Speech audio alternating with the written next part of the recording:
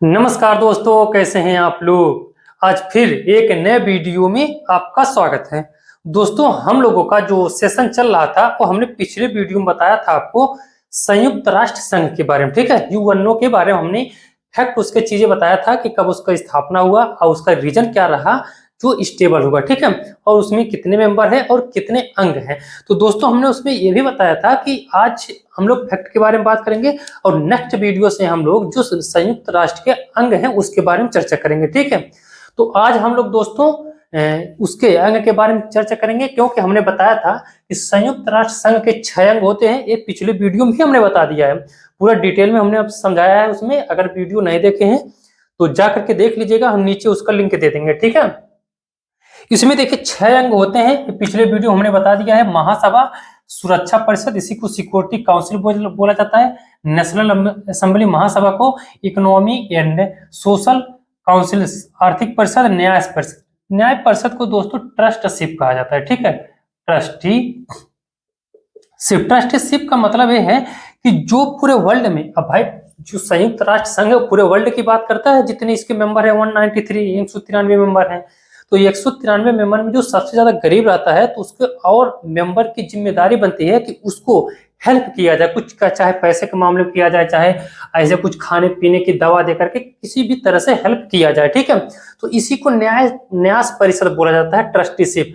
अंतरराष्ट्रीय न्यायालय, भाई सारे देश के जो हर कंट्री के जितने मेंबर होते हैं वहां के एक जज यहाँ पे बैठता है, अंतरराष्ट्रीय न्यायालय। ठीक है, और एक सचिवालय होता है। ठीक है, तो दोस्तों इसी में से हम लोग समझेंगे महासभा। ठीक है, आज हम लोग समझते हैं महासभा बढ़िया से, उसके बाद से धीरे धीरे करके हम एक आध दो वीडियो में पूरा डिटेल में हम सब कुछ और समझा देंगे। ठीक है, फिलहाल आज हम लोग समझेंगे महासभा।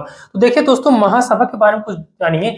महासभा का मुख्यालय, तो क्वेश्चन पूछता है आपसे कि संयुक्त राष्ट्र संघ का स्थापना कब हुआ। 24 अक्टूबर 1945 को हुआ था। ठीक है, अब उसमें से महासभा का हेडक्वार्टर कहाँ पे है? मैनहट्टन, न्यूयॉर्क में। ठीक है दोस्तों, न्यूयॉर्क में है। न्यूयॉर्क कहाँ पे है? यूएसए में। ठीक है, यूएसए में है। ठीक, अब कितने लोगों को ये भी नहीं पता है कि न्यूयॉर्क यूएसए में है। ठीक है, बहुत बढ़िया सिटी है न्यूयॉर्क, खूबसूरत शहर है।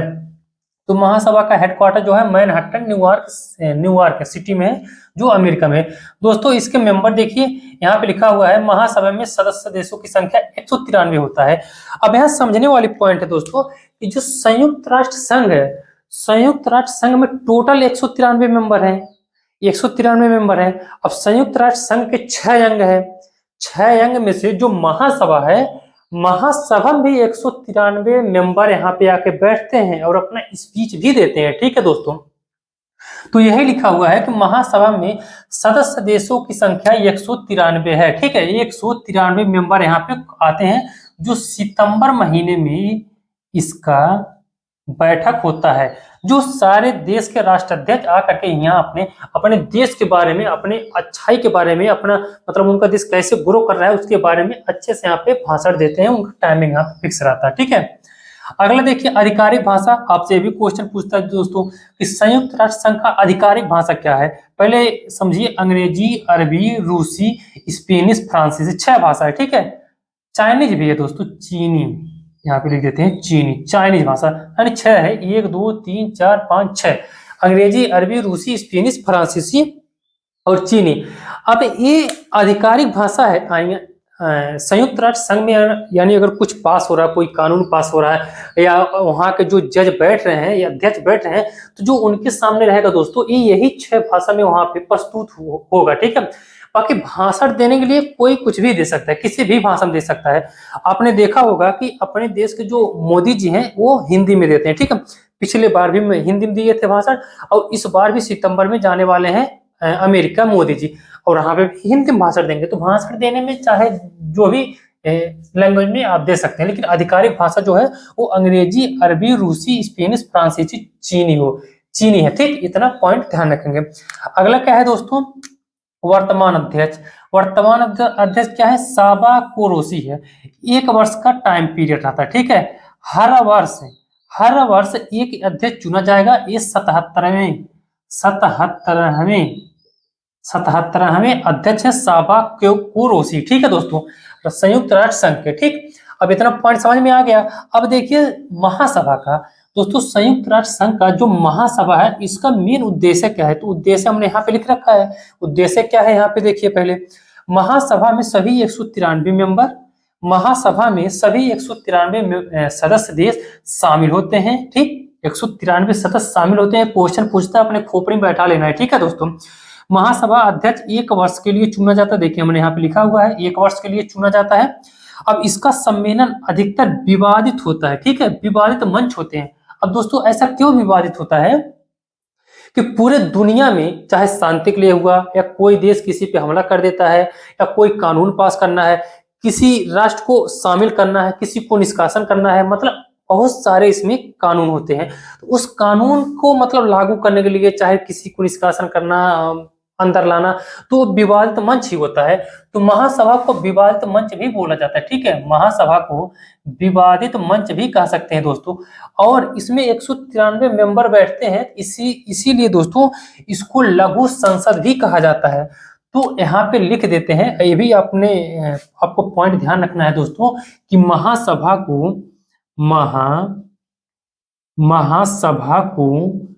विश्व का, ठीक है, क्वेश्चन पूछता है दोस्तों, विश्व का लघु संसद भी कहा जाता है। लघु संसद भी कहा जाता है। ठीक है, ये पॉइंट आपको ध्यान रखने होंगे दोस्तों। ठीक है, महासभा को विश्व का लघु संसद भी कहा जाता है। क्यों लघु संसद कहा जाता है? क्योंकि इसमें 193 मेंबर आकर के बैठते हैं। ठीक, तो यहाँ पे हो गया। और अगला देखिए क्या लिखा है, जो इसका उद्देश्य है दोस्तों, हम देखिए हमने यहाँ पे लिखा हुआ है शांति के लिए, सुरक्षा के लिए सिफारिश करना, आर्थिक निर्णय, सदस्यों के प्रवेश निष्कासन और सदस्यों का चुनाव करना। यानी किसी मेंबर को अंदर अगर इसका सदस्य बनाना है तो उसका भी चुनाव करना, किसी को बाहर निकालना है, जैसे बाहर का मतलब क्या कहते हैं, रूस यूक्रेन पे हमला कर दिया है, तो यहाँ पे बैठक हुआ था, ये हुआ कि रूस को संयुक्त राष्ट्र संघ से बाहर कर दिया जाए। लेकिन बाहर कैसे कर पाएंगे दोस्तों, ये हम आगे चल करके बताएंगे क्यों नहीं बाहर हो पाएगा रूस, क्योंकि वो वीटो पावर उसके पास है।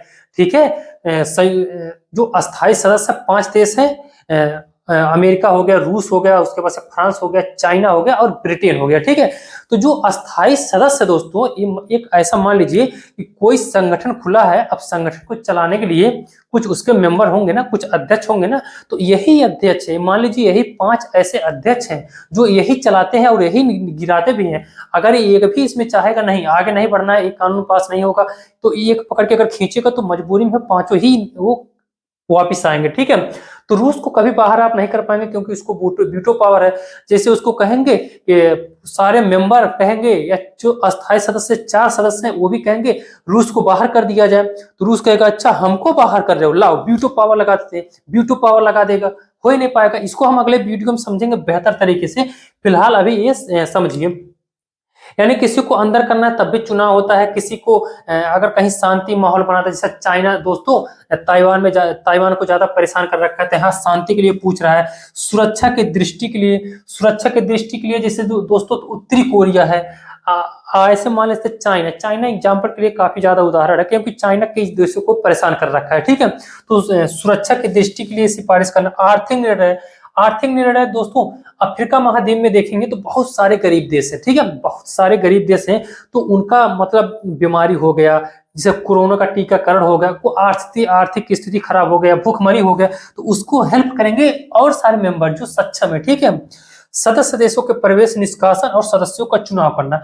दोस्तों इस सितंबर महीने में इसका बैठक होता है महासभा का, लेकिन ध्यान रखेंगे अगर जरूरत पड़ गया तो एक कई बार बैठक हो सकता है साल भर में ही, कोई जरूरी नहीं कि वो सितंबर हमने यहाँ पे लिखा कि सितंबर आए तभी बैठक हो सकता है।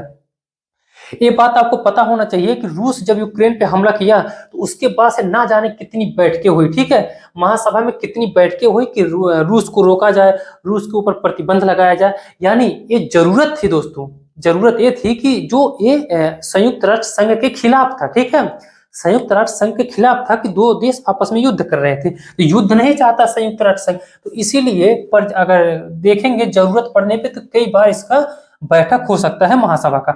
अब आपको पूरी तरह से समझ में आ गया होगा। ठीक है दोस्तों, ये भी पॉइंट ध्यान रखेंगे कि महासभा को विश्व का लघु संसद भी कहा जाता है। ये 193 मेंबर टोटल आकर के इसमें अपना स्पीच देते हैं, अपने देश के बारे में बताते हैं। महासभा में सभी 193 सदस्य शामिल होते हैं। 1 वर्ष के लिए इसका अध्यक्ष चुना जाता है, जो दोस्तों साबा कोरोसी है इस देश में प्रेजेंट में। ठीक है, ये पूरा आपको समझ में आ गया होगा महासभा के बारे में। अब हम लोग क्या करेंगे दोस्तों, सुरक्षा परिषद के बारे में समझेंगे। ठीक है, अब देखिए यहाँ पे आ गया सुरक्षा परिषद, एक काफी इंपॉर्टेंट टॉपिक है सुरक्षा परिषद। इसको हम बेहतर तरीके से समझेंगे। अपना इंडिया भी काफी परेशान है सुरक्षा परिषद को लेकर के, और चीन से सबसे ज्यादा परेशान है। आखिर ये क्या है, क्यों इतना पावरफुल है? अगर देखेंगे संयुक्त राष्ट्र संघ का अगर सबसे पावरफुल अंग है तो यही दोस्तों सुरक्षा परिषद ही है। इसको भी हम लोग अच्छे से समझेंगे। ठीक है, ये आपको समझ में आ गया होगा महासभा। आज के लिए बस इतना ही। आई होप आपको समझ में आ गया होगा। अगले वीडियो हम लोग फिर मिलेंगे। आज के लिए धन्यवाद।